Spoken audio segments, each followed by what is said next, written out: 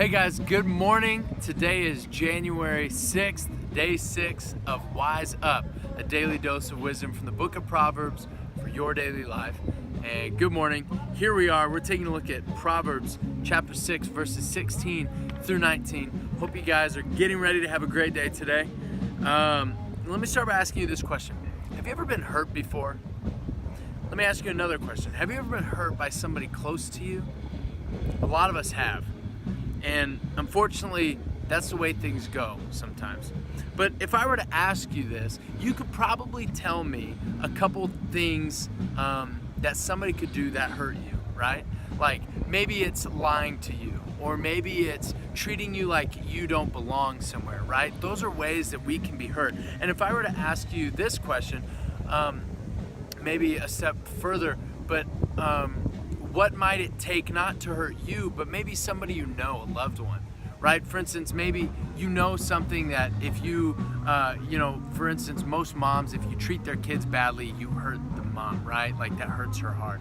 Or maybe you have a friend who you know has this certain sensitivity to something and you know not to talk about that, but somebody cracks some kind of joke and they don't mean anything, but it hurts them, right? There are things that we can do that hurt other people.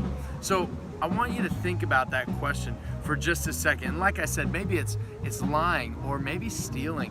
When people have their things stolen for no reason, that hurts, that stinks. That shouldn't happen, right? Or what about when somebody puts others down because they think they're way better than them? That's something that can be hurtful too. Well, let me tell you something right here. This passage that we're looking at this morning talks about things that hurt God's heart. Talk about things that it says God hates. They're an abomination to him.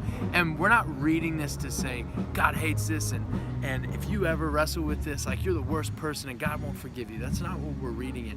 But we're reading it to see in the same way of things that can hurt your mom's heart, your dad's heart, your friend's heart, your heart. These are things that hurt God's heart because it's hurting his people, right? And so we're reading this here.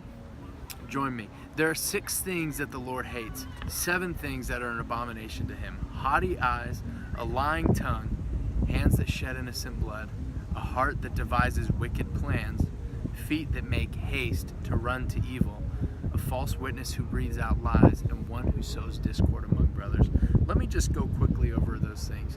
What are haughty eyes, right? Haughty eyes is somebody who carries themselves, like think about somebody who looks down on other people, right? Someone who puffs himself up and thinks they're better than everybody else, and because of that, thinks that everybody else is worthless, right? A lying tongue, you know what that is. Hands that shed innocent blood, you know what that is too. But not only that, Jesus talks about being angry and hating somebody is the same as murdering them too. A heart that devises wicked plans. So that encourages us to check our heart. Just like we looked at a couple days ago, the steps we're taking and the decisions we're making.